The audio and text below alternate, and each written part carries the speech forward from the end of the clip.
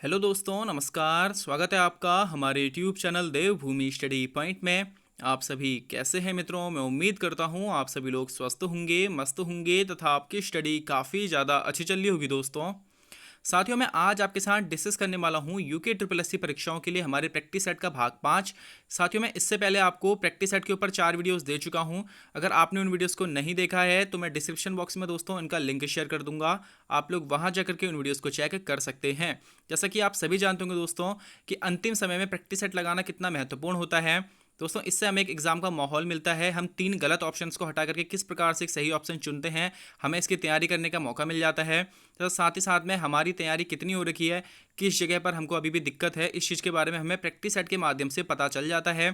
तो दोस्तों, अगर आप लोग अभी इस वीडियो पर आए हैं, वीडियो पर अंत तक बने रहिएगा, सभी प्रश्नों को अटेंड कीजिएगा दोस्तों, और आपका जो भी स्कोर आएगा मुझे कमेंट बॉक्स में जरूर कमेंट कर दीजिएगा।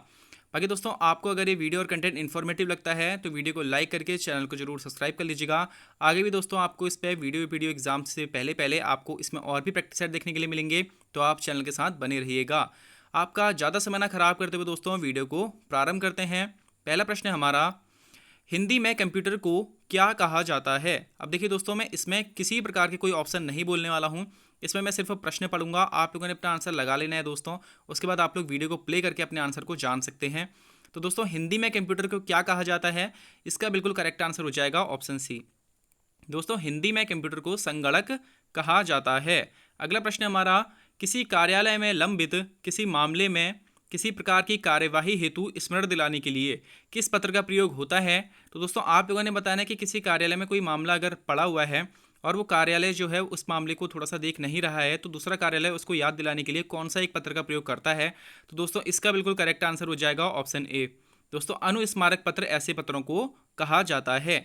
अगला प्रश्न हमारा, मनोहर श्याम जोशी को क्याप उपन्यास के लिए साहित्य अकादमी पुरस्कार से कब सम्मानित किया गया था?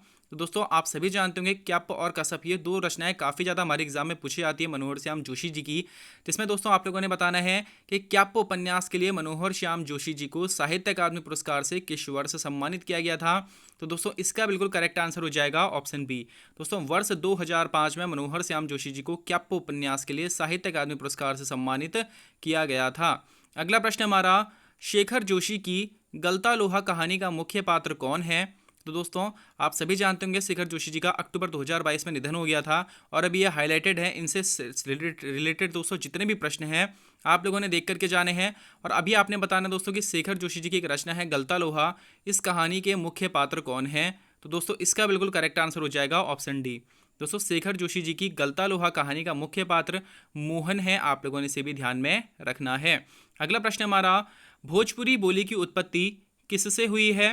दोस्तों, आपने बताना है, ये चारों ऑप्शन आपके सामने हैं। आपने बताना है दोस्तों कि भोजपुरी बोली की उत्पत्ति किस अपभ्रंश से हुई है? तो दोस्तों, इसका बिल्कुल करेक्ट आंसर हो जाएगा ऑप्शन सी। दोस्तों, भोजपुरी बोली की उत्पत्ति मागधी अपभ्रंश से हुई है। अगला प्रश्न हमारा, सामूहिक का विलोम शब्द क्या होगा? दोस्तों, आप सभी जानते होंगे किसी प्रकार के समूह में इकट्ठे लोगों को सामूहिक कहा जाता है।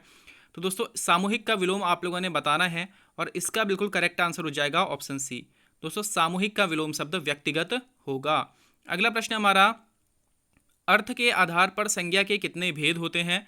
अब देखिए दोस्तों, अर्थ के आधार पर आपसे संज्ञा के भेद पूछे गए हैं, तो आपने अपना आंसर लगा लिया होगा दोस्तों। इसका बिल्कुल करेक्ट आंसर हो जाएगा ऑप्शन सी। दोस्तों, अर्थ के आधार पर संज्ञा के 5 भेद होते हैं। अब देखिए दोस्तों, क्या है कि अगर वो डायरेक्ट ऐसे पूछता है कि संज्ञा के कितने भेद होते हैं, तब तो हम लोग 5 लगा जाते हैं। लेकिन दोस्तों, अगर उसने पूछ लिया अर्थ के आधार पर संज्ञा के कितने भेद हैं, तो थोड़ा सा हमें कन्फ्यूजन क्रिएट हो जाता है दिमाग में।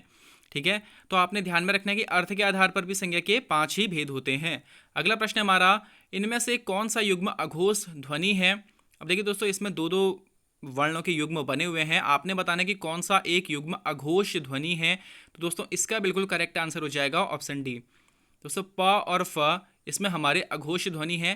जैसा कि आप सभी जानते होंगे, प्रत्येक व्यंजन वर्ग का पहला व दूसरा वर्ण तथा श, स तथा स, तीनों जो श हैं हमारे, वह हमारे अघोष ध्वनियाँ होते हैं। अगला प्रश्न हमारा, श्रोता के लिए किस सर्वनाम का प्रयोग किया जाता है? अब आप सभी जानते होंगे दोस्तों, अगर आप लोगों ने पुरुषवाचक सर्वनाम पढ़ा होगा, तो दोस्तों उसमें बताया जाता है कि जो वक्ता होता है उसके लिए उत्तम पुरुष सर्वनाम का प्रयोग किया जाता है। श्रोता के लिए दोस्तों मध्यम पुरुष सर्वनाम का, और जो तीसरा पर्सन होता है, जो थर्ड पर्सन होता है, उसके लिए अन्य पुरुष सर्वनाम का प्रयोग किया जाता है। अगला प्रश्न हमारा, जिन शब्दों की व्युत्पत्ति का पता नहीं चलता उन्हें क्या कहा जाता है। यानी कि दोस्तों ऐसे शब्द जो कि कब उत्पन्न हो गए उनका हमें पता नहीं चल पाता है, ऐसे शब्दों को क्या कहा जाता है आप लोगों ने बताना है।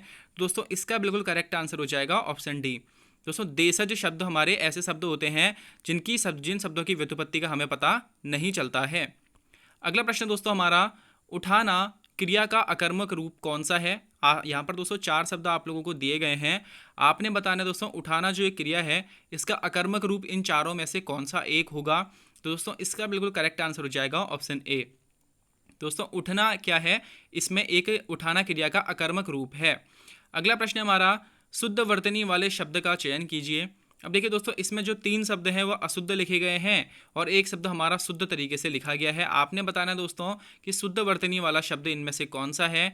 इसका बिल्कुल करेक्ट आंसर हो जाएगा दोस्तों ऑप्शन बी। अंत्याक्षरी जो लिखा गया दोस्तों वह शब्द हमारा शुद्ध है। बाकी दोस्तों कवियत्री में जो वा के ऊपर ई की मात्रा लगी है वह नहीं होनी चाहिए थी। पूज्यनीय नहीं होता दोस्तों, पूजनीय होता है, जो जा है वह पूरा होना चाहिए था और या इसमें नहीं होता तो यह पूजनीय भी हमारा शुद्ध होता दोस्तों। तदोपरांत नहीं होता है दोस्तों, तदुपरांत होता है, अगर ये तदुपरांत होता तो यह भी शुद्ध होता है। यह तीनों शब्द हमारे अशुद्ध हैं जबकि अंत्याक्षरी हमारा दोस्तों शुद्ध शब्द है। अगला प्रश्न दोस्तों, रासब किसका पर्यायवाची है। आपने बताना दोस्तों रासब किस एक शब्द का पर्यायवाची है।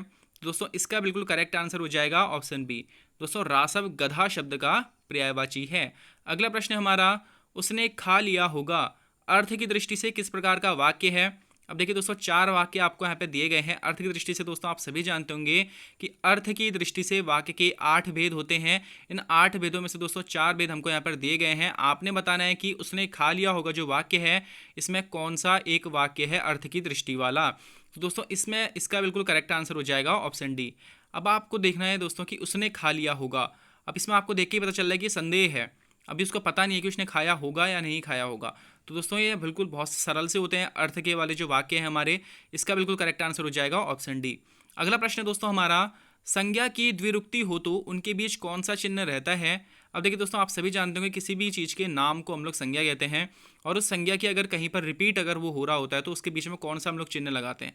दोस्तों आप सभी जानते होंगे कि ऐसे शब्दों के बीच में हम लोग योजक चिन्ह का प्रयोग करते हैं। कौन से चिन्ह का दोस्तों, योजक चिन्ह का हम लोग प्रयोग करते हैं। अगला अगला प्रश्न हमारा, छाती के बल चलने वाला के लिए एक शब्द क्या होगा। अब दोस्तों आपने बताना है कि जो छाती के जो बल चलता है उसके लिए एक शब्द क्या होगा। सॉरी दोस्तों यहाँ पे बाल लिख दिया गया है तो आप इसको थोड़ा सा देख लेना कि छाती के बल चलने वाला ये हमारा प्रश्न है। तो दोस्तों इसका बिल्कुल करेक्ट आंसर हो जाएगा ऑप्शन बी। दोस्तों छाती के बल चलने वाला के लिए एक शब्द हमारा उरग होगा। अगला प्रश्न हमारा, अनुप्रास अलंकार के कितने भेद होते हैं। अब दोस्तों आप सभी जानते होंगे अनुप्रास अलंकार के हमारे 5 भेद हैं। ऑप्शन बी इसका बिल्कुल करेक्ट आंसर हो जाएगा। अगला प्रश्न हमारा, बालों को खोलकर मत चला करो दिन में रास्ता भूल जाएगा सूरज, प्रस्तुत पंक्तियों में कौन सा अलंकार है। अब देखिए दोस्तों आप सभी जानते होंगे जहाँ पर अति कर दी जाती है वहाँ पर अतिशयोक्ति अलंकार होता है। अब देखिए दोस्तों यहाँ पे बोल क्या रहा है कि बालों को खोलकर मत चला करो दिन में रास्ता भूल जाएगा सूरज। अब दोस्तों सूरज क्या कभी रास्ता भूल सकता है, किसी के बाल लाल खोलने से नहीं हो सकता। तो इसमें क्या हो रखा है, अतिशय हो रखा है, बहुत ज़्यादा बोला गया है, तो इसमें अतिशयोक्ति अलंकार हमारा हो जाएगा ऑप्शन ए इसका बिल्कुल करेक्ट आंसर होगा। अगला प्रश्न है दोस्तों हमारा, मुंशी प्रेमचंद की अंतिम कहानी कौन सी थी। तो दोस्तों इसका बिल्कुल करेक्ट आंसर हो जाएगा ऑप्शन ए। मुंशी प्रेमचंद की अंतिम कहानी दोस्तों कफन थी। आप लोगों ने इसे जरूर ध्यान रखना चाहिए। अगला प्रश्न दोस्तों हमारा, किस शब्द में व्यंजन संधि है। अब दोस्तों इसमें 4 ऑप्शन आपको दिए गए हैं। आपने बताना है कि कौन सा एक शब्द ऐसा है जिसमें हमारी व्यंजन संधि मौजूद है। तो दोस्तों इसका बिल्कुल करेक्ट आंसर हो जाएगा ऑप्शन बी। सज्जन शब्द में दोस्तों व्यंजन संधि मौजूद है। सज्जन का अगर आप लोग संधि विच्छेद करते हैं तो आपको मिलेगा सत धन जन। तो दोस्तों आपने इसे भी ध्यान में रखना है, सज्जन शब्द में हमारा व्यंजन संधि होगी। दोस्तों आपकी यहाँ पर हिंदी फिनिश हो रही है। आप लोग मुझे हिंदी और उत्तराखंड दोनों के ही स्कोर दोस्तों मुझे कमेंट बॉक्स में जरूर बताइएगा। और दोस्तों अगर आप लोगों को वीडियो और कंटेंट इन्फॉर्मेटिव लग रहा है तो दोस्तों वीडियो को लाइक करके चैनल को जरूर सब्सक्राइब कर लीजिएगा। उत्तराखंड में हिमालय दिवस कब मनाया जाता है। देखिए दोस्तों इसमें आपको 4 डेट दी गई हैं। आपने बताना है कि उत्तराखंड में हिमालय दिवस किस एक तिथि को मनाया जाता है। तो दोस्तों इसका बिल्कुल करेक्ट आंसर हो जाएगा ऑप्शन ए। उत्तराखंड में दोस्तों हिमालय दिवस 9 सितंबर को मनाया जाता है। आप लोगों ने इसे जरूर ध्यान रखना चाहिए। अगला प्रश्न दोस्तों हमारा, शाह जफर किस शहर का प्राचीन नाम है। तो दोस्तों आपको 4 ऑप्शन यहाँ पर दिए गए हैं। आपने बताना है दोस्तों कि शाह जफर किस एक शहर का प्राचीन पुराना नाम है। तो दोस्तों इसका बिल्कुल करेक्ट आंसर हो जाएगा ऑप्शन ए। दोस्तों शाह जफर जसपुर का जसपुर शहर का प्राचीन नाम है, आप लोगों ने इसे भी ध्यान में रखना चाहिए। अगला प्रश्न दोस्तों हमारा, कुंती वर्मा को जिंदा या मुर्दा पकड़ने का आदेश कब जारी हुआ था।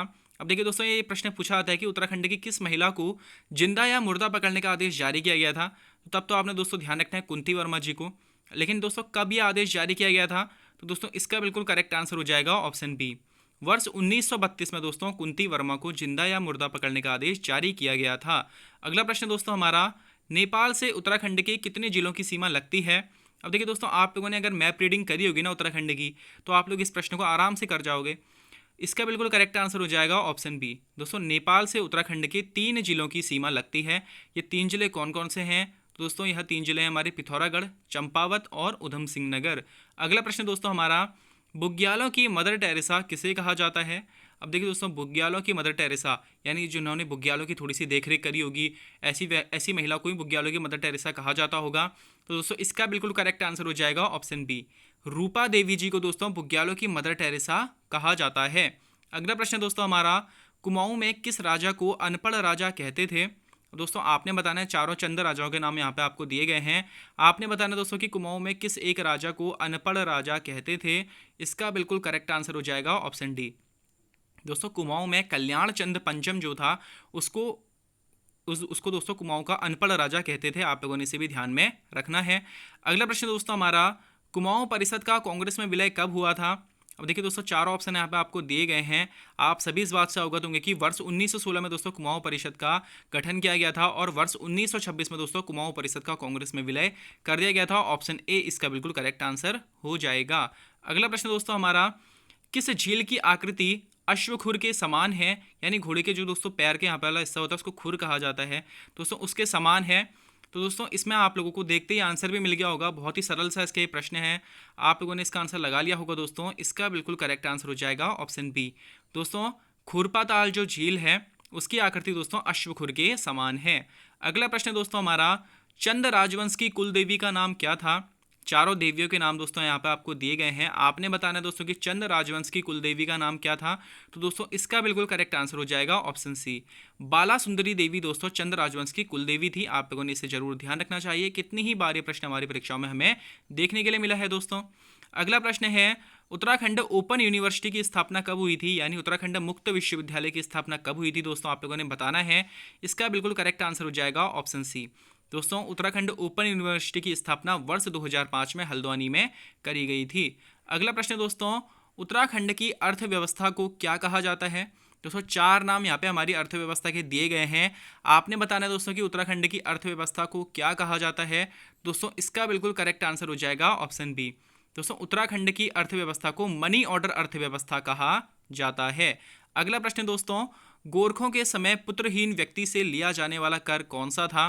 देखिए दोस्तों, गोरखों के समय पे कई सारे कर हमारे क्षेत्रों में मौजूद थे, जिसमें से दोस्तों एक यह कर था जिसमें पुत्रहीन, जिसका भी कोई बच्चा अच्छा नहीं होता था, जिस भी व्यक्ति का, जिस भी दंपति का, तो दोस्तों उन व्यक्तियों से भी टैक्स लिया जाता था। उनका बच्चा नहीं है इसलिए उनसे टैक्स लिया जाता था, और उस टैक्स का नाम था दोस्तों मरो कर। ऑप्शन ए इसका बिल्कुल करेक्ट आंसर हो जाएगा। अगला प्रश्न दोस्तों, नंधौर वन्य जीव विहार की स्थापना कब हुई थी। अब देखिए दोस्तों, आपने बताना है कि नंधौर वन्यजीव विहार की स्थापना कब हुई थी। इसका बिल्कुल करेक्ट आंसर हो जाएगा ऑप्शन ए। दोस्तों वर्ष 2012 में नंधौर वन्यजीव विहार की स्थापना हुई थी और यह गौला नदी से शारदा नदी के मध्य में स्थित है। अगला प्रश्न दोस्तों, उत्तराखंड राज्य के प्रतीक चिन्ह पुस्तक के लेखक कौन है। दोस्तों इसका बिल्कुल करेक्ट आंसर हो जाएगा ऑप्शन ए, जगमोहन रौतेला जी दोस्तों उत्तराखंड राज्य के प्रतीक चिन्ह पुस्तक के लेखक हैं।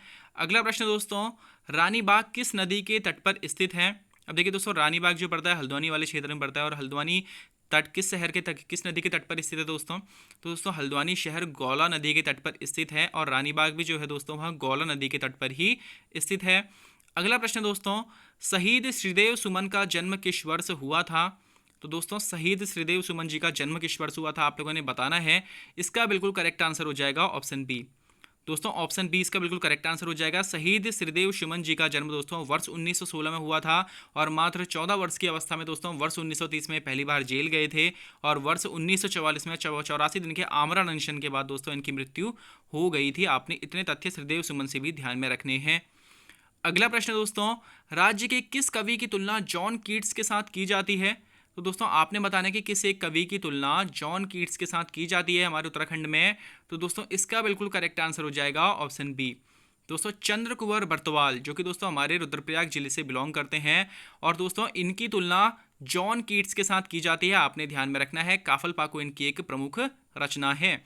अगला प्रश्न है दोस्तों, ब्राह्मणों पर कुश ही कर किसने लगाया था।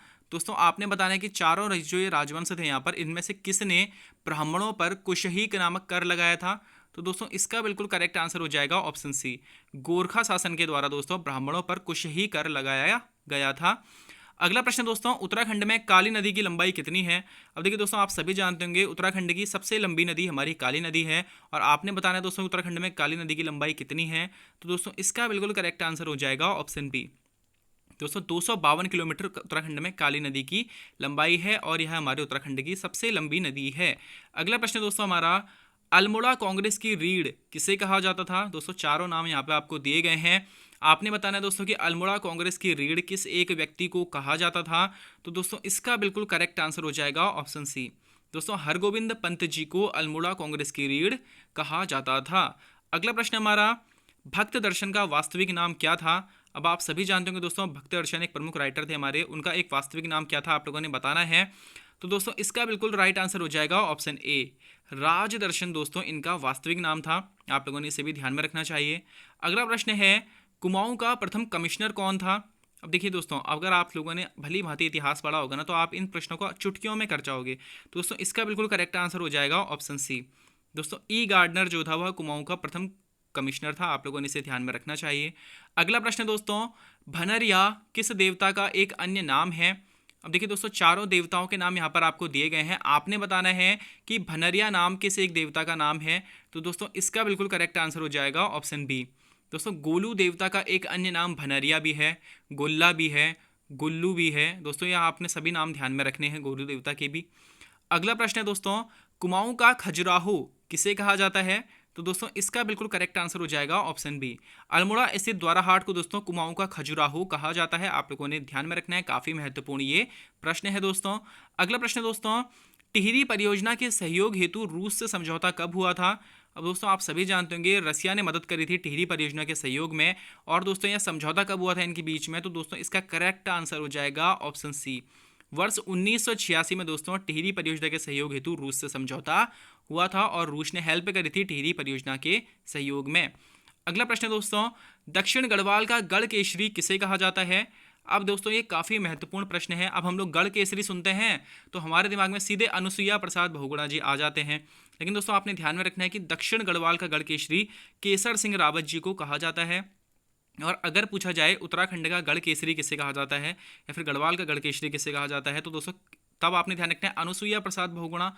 लेकिन दोस्तों दक्षिण गढ़वाल का गढ़ केसरी कहने पर आप ध्यान रखेंगे केसर सिंह रावत।